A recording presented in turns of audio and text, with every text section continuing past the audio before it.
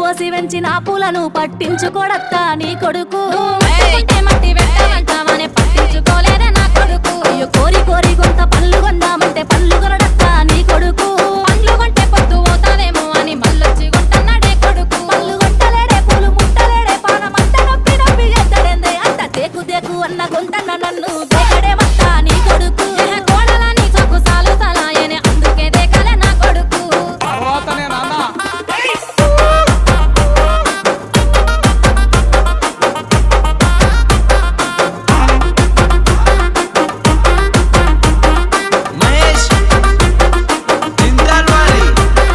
గుడిసెలున్నగా గుల్లనియమంటే లొల్లి చెత్తాడత్తా నీ కొడుకు